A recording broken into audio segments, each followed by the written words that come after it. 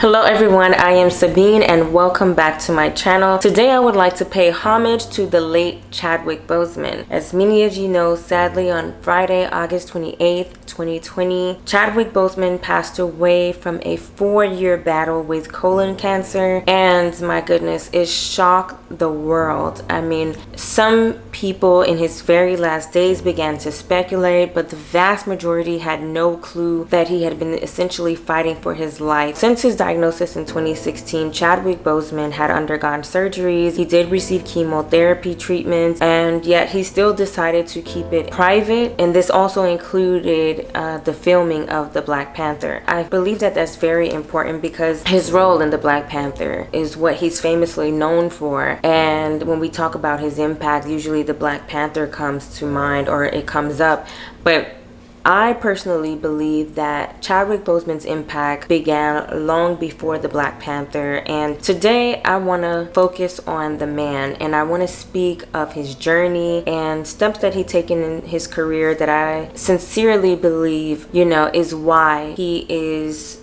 so revered as he is now. And once we go through that journey, I believe it will be evident that his impact truly began long before the Black Panther, and even now in his past, his legacy will definitely live on for years to come. So let's just dive in. In 2018, Chadwick Boseman delivered a phenomenal speech to the graduating class at Howard University, which happens to be his alma mater. And what was so significant about this speech, it was after the release of Black Panther, and so of course when he even goes up to the stage, there is a quick image that appears on the screen, and it's a photo of a t-shirt that says Howard University is our Wakanda. Howard University.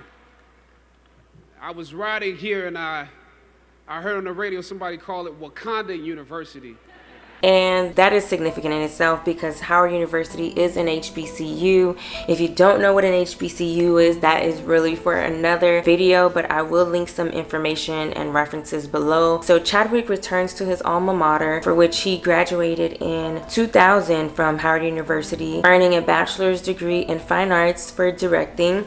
Sharing the speech, he is presented with an honorary doctorate in humane letters from the university, and I believe that a moment where everything just kind of came full circle for him. I can think of no better place to be right now after the Black Panther and Avengers campaigns than to return and participate in these graduation ceremonies with you. And the reason why I say this is because when Dr. Chadwick Boseman graduated from Howard University in 2000, a special someone also received an honorary doctor's degree from the university, and Chadwick Boseman had the honor to escort this very notable actor to the stage, and that person was no other than Angela Bassett. Angela Bassett, who 18 years later would play Chadwick Boseman's mother in the film Black Panther. So to know that Chadwick Boseman, he begins his speech and he thanks the graduating class and then the staff and everyone for honoring him in this way. He also speaks of this protest that the students at Howard University were responsible for. He recounts, a moment when he was a student himself and he went through a protest as well. And so he just says the importance of fighting for what you believe in and fighting for what's right. Many of you will leave Howard and enter systems and institutions that have a history of discrimination and marginalization. He also goes on to share a moment, a very magical moment that he has on campus as a student. So he says, he encounters Muhammad Ali, the greatest of all time, the GOAT. He says that Muhammad Ali, is coming towards him. He instantly gets into this dance, and so he has his hands up, ready to, throw blows. And Chadwick Boseman, wanting to be a worthy opponent to Muhammad Ali, he also, squares up and engages with him. And he says that Muhammad Ali's security guards allows this to kind of play out. It was just a magical moment as he recalls. He says at some point in the speech that in that moment he realized Muhammad Ali was transferring the spirit of the fighter in him. He was transferring the spirit of the fighter to me. You know, if you watch the speech, he says it over and over. Muhammad Ali was transferring the spirit of the fighter to him. And now in 2020, watching that speech again, knowing what we know after his passing, and that speech hits so different, because you have to remember that in that time he had already received his diagnosis for colon cancer, and he's talking about the greatest of all time transferring the spirit of the fighter in him. I can only imagine he was diagnosed with colon cancer, and in a time when anyone would have been, if he wanted to take time to tend to his health, to spend however many days he would have had left with his family, you know, anyone would have understood that. But I believe with Chadwick being the person that he was, the honorable person that he was, and the really just a person that always lived in his purpose, it just made sense why he persevered in the way that he did. He made the decision to keep his battle a private one. Much respect to anyone who has ever, you know, gone through cancer, or who has been affected by someone who's through cancer. Everyone, you know, deals with these situations differently, but I believe that Chadwick Boseman was definitely, he wanted to fulfill his purpose. And I believe in him being an actor, and with the stances that he took that we're going to get into about his early on in his career, he must have known that there was so much more for him to give. He wasn't about to allow anything to stop him from fulfilling that purpose. This is why I believe his impact was so strong, and this is why you know, when you go back into the history of his career, you see that that spirit of the fighter was really with him all along. You know, as I mentioned, he graduated in 2003 after performing phenomenally on a stage play in New York. He scored his first agent. He had an audition for a soap opera on a major television network. He doesn't say this in the speech, but we all know that that soap opera was All My Children. As gracious as he is, he did not reveal the show, but it was All My Children, where he had a role as a particular character. He says that, you know, as a student at Howard University, you know, he was taught, never judge the characters you play. That's what we were always taught. That's the first rule of acting, and any role play honestly can be empowering. But I was conflicted because this role seemed to be wrapped up in assumptions about us as black folk. He received his degree in directing, but he was also encouraged by his mentor Phylicia Rashad also act as well. Phylicia Rashad, as I mentioned, was one of his mentors there, who happens to also be an alum of Howard University. She encouraged Chadwick to explore acting as a way to be able to relate to actors, as you know, from the perspective of a director. He had the opportunity to go to a British conservatory thanks to Denzel Washington, who actually paid for his tuition to go. He was able to follow through with that opportunity. And so it's just amazing to see how so many people, so many established and accomplished people saw the potential in him even long before he was a star. And so that speaks volumes as well. This opportunity of a lifetime on this major network with this very established soap opera. And remember, this is just 3 years after he graduates from Howard University. And so he very quickly, you know, gets his foot in the door in Hollywood, and, you know, he gets this role. He says that, you know, he receives the script, and, you know, the scripts are usually given last minute, so he didn't have much time to kind of maybe get in a little discourse about, you know, his thoughts on the role and everything. And he shot 2 episodes. Again, you know, he continues to say how he felt conflicted by the role because it wasn't necessarily stereotypical. This was his exact words in the speech, but he did have his concerns. And so by the end of the second recording, the executives, they came to Chadwick Boseman to express, you know, their satisfaction with his performance. They were so happy and thrilled, and they kind of gave him that very industry-like saying, you know, that if there's anything you need, please let us know. And he, being the man that he was, he decided to take them up on that offer. So he began to voice his concerns, as any true person, you know, living in their truth in his position would do. My goodness, that is so commendable, first of all, because he was so very young in his career to have the kind of boldness. And I wouldn't even say boldness. I don't think he was doing it necessarily for shock value.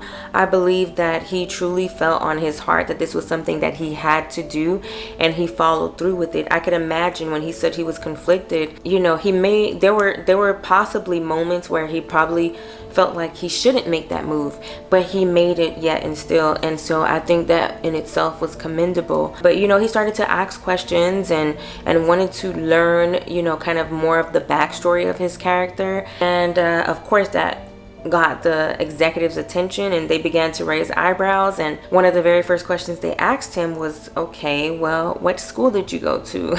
Because I believe they couldn't believe that this newcomer, here's this new kid on the block, who has a chance of a lifetime, in a sense, challenging that opportunity, you know. And I say challenge because I believe that we're talking about 2003. This was very different from what we're seeing now in the industry, and there's still much work to be done.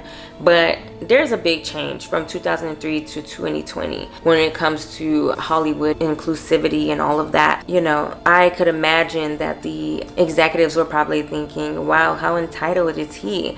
And so one of the very first questions they asked him was, what university, what school did you attend? And he proudly said Howard University. And they pull out his resume and they're looking over it. They thanked him for sharing his concerns. He soon finds out from his agent that he was let go from the show. Wow, I knew that had to be devastating for him. I mean, he shares this sentiment in the speech, and he says how, you know, he kind of now had a new conflict because he was uncertain, you know, if he had taken the right steps, if what he said and did was absolutely necessary, should he have gone another way? You know, he kind of went through the stages of loss, because for any job loss, you know, you feel that sting of like rejection, and you feel you even at some point may be down on yourself, like, what did I do wrong? What should I have done differently? So yeah, I think he felt all those things as many people would, but I also believe that deep down in his heart, he eventually realized that, you know, that was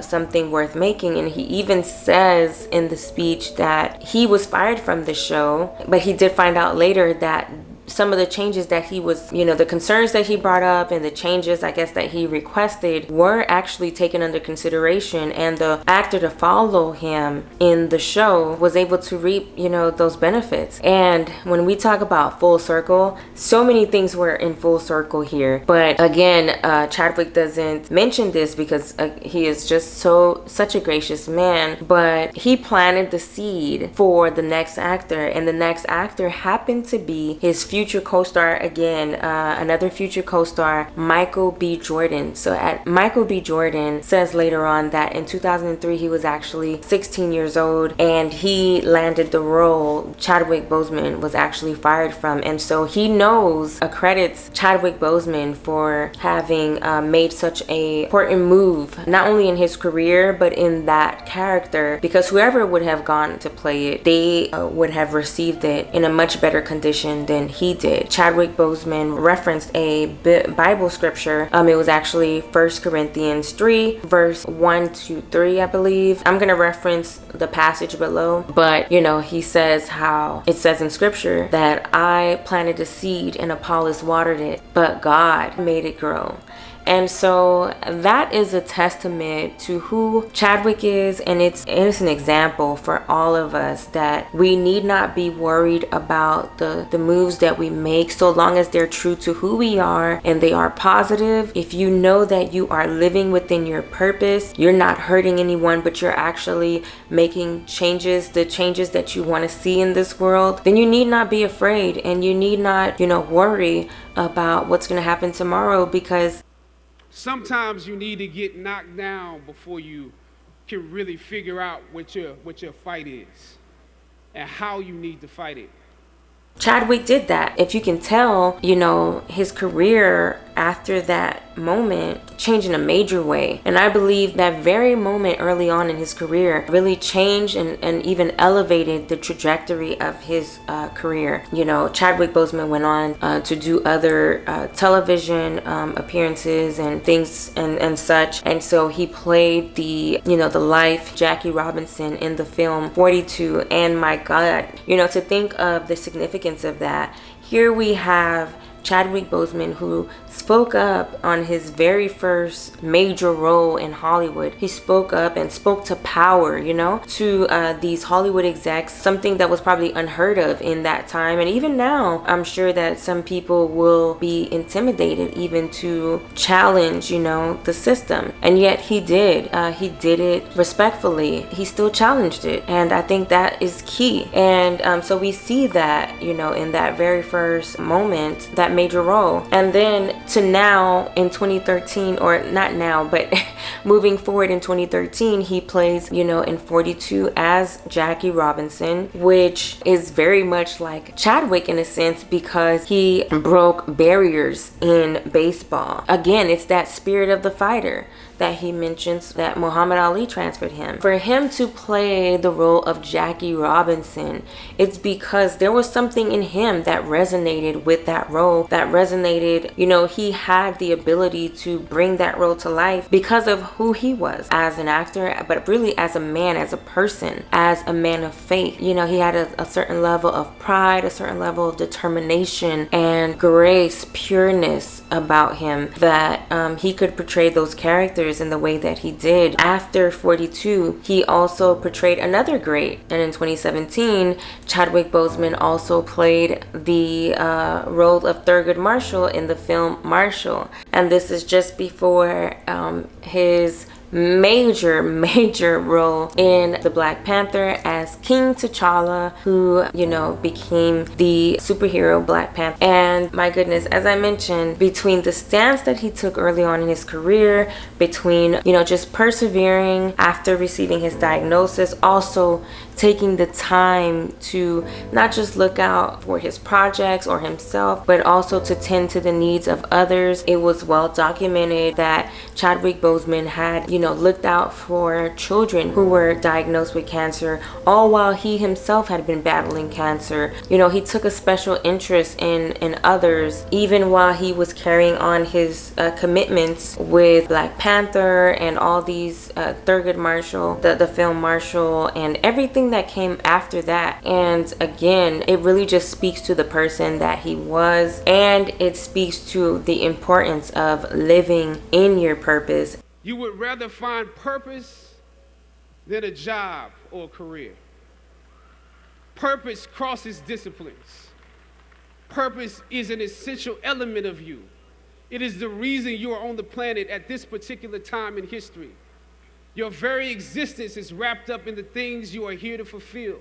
Really just challenge everyone that if you do not know your purpose, really just take the time to find out what it is that you love to do, but that is also beneficial to others, that can serve the world, something that you can learn and be good at. You know, if you're a person of faith, you can pray about it. There's several resources out there about purpose, but I believe that once you know your purpose and you live in it, you will be taken care of, and you will, it doesn't mean that you're not going to go through hard times. We can see that Chadwick Boseman definitely, you know, had his share of challenges and obstacles, and he didn't let it stop him. When we speak of legacy, this to me is his true legacy. It's just the perseverance in him, you know, the honor in him, and of course his great body of work. You know, the things that I've mentioned in this video, I will link below for you to see and review and learn more about various topics about Chadwick. That is fascinating. I can truly say that I admire Chadwick Boseman, and on August 28th, when I heard of the news, I was definitely hurt, and